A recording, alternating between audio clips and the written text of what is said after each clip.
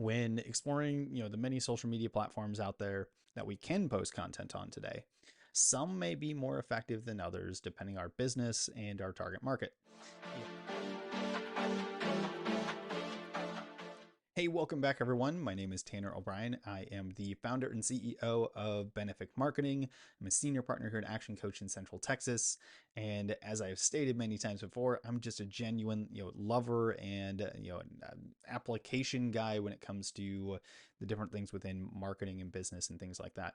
So all the things that we talk about here on the channel, I'm consistently putting into effect into our own businesses, testing, learning, and then ideally sharing some of the missteps and lessons learned kind of along the way. So over the last few weeks, we've been talking a lot about marketing. This week, we're shifting into how to start creating content for businesses, kind of your starting point when it comes to creating content and the different things that we can do out there.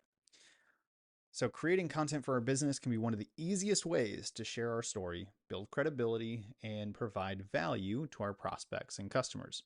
So, over the next few minutes, we're going to go through a few considerations as we dive into where we can post, the types of content that we can post, and a few key points on how we get started doing this.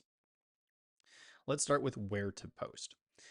It is important to remember that sharing content happens both online and offline in the business world today.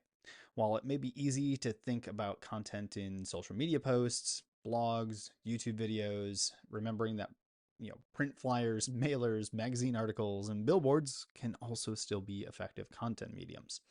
The most important consideration when determining where to post is being able to properly identify where our ideal prospects spend large portions of their time. For example, when exploring, the many social media platforms out there that we can post content on today, some may be more effective than others depending on our business and our target market. If our target prospects are generally, high school age kids, it's more likely at least, that we'll find more of them on TikTok versus, say, LinkedIn as an example. So due to this, the content that we choose to create that actually resonates with this target will probably do a little bit better on TikTok versus the other platforms. Each platform can work well so long as we understand who primarily is on each of these platforms and how they choose to consume information. So let's talk a little bit about the types of content then. Another consideration as we dive into creating content is understanding what types of content we can actually create.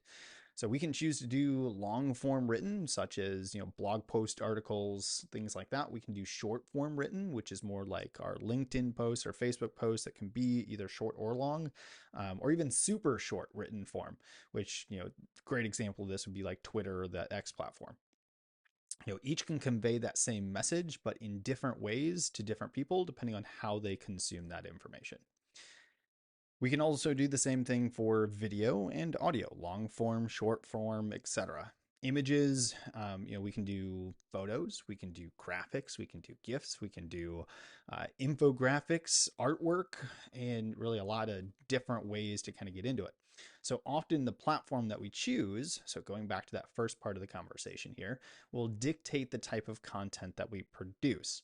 So like as an example of this, short form video is at the core of TikTok, but it doesn't necessarily tend to play quite as well on LinkedIn. LinkedIn's really good with infographics and photos and longer form written posts, generally speaking.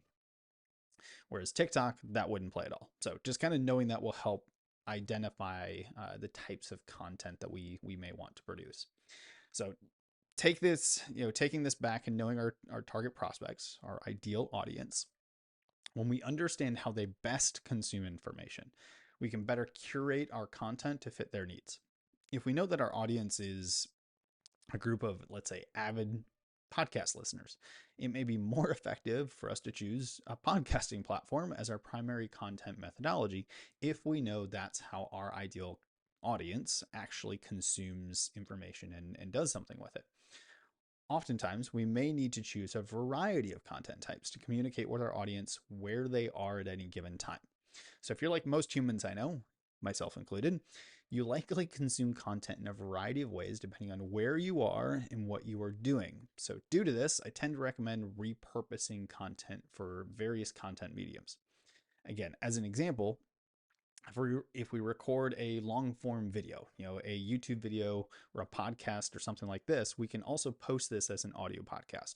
We can also transcribe it.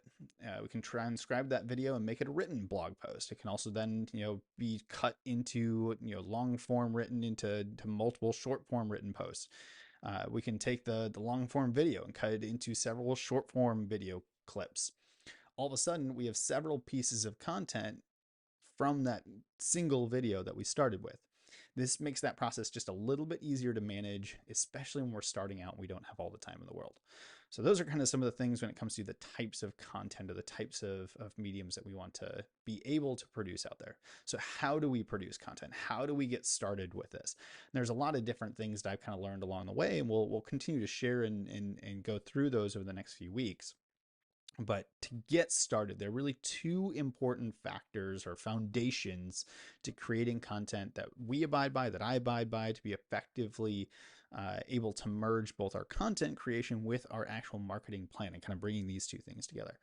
So the first of these is target offer copy. Simply put, target is the starting point, and it's most important, the most important of these three words.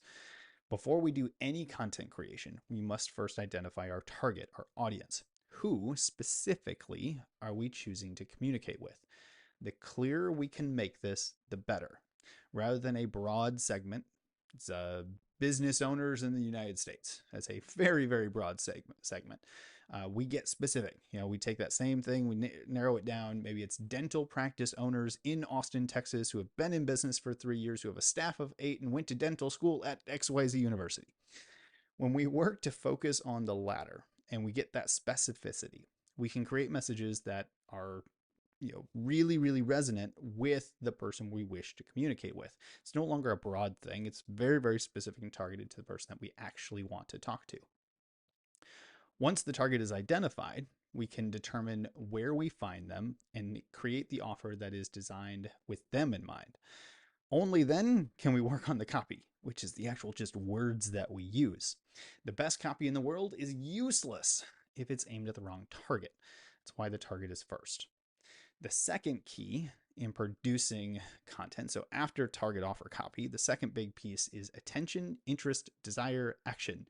Or if you're a follower of Russell Brunson's work, hook, story, offer is like a version of this same type of a concept.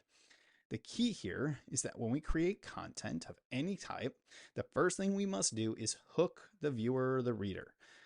Grab attention and pique interest. If we don't grab attention first, the rest of the video, post, podcast, whatever, will never be consumed. The hook is the most important part of this process. The simple way to look at this, and kind of the way that I like to look at it and kind of remember, is that we have approximately 3 seconds to earn 30 seconds. And then we have that 30-second block to earn about 3 minutes.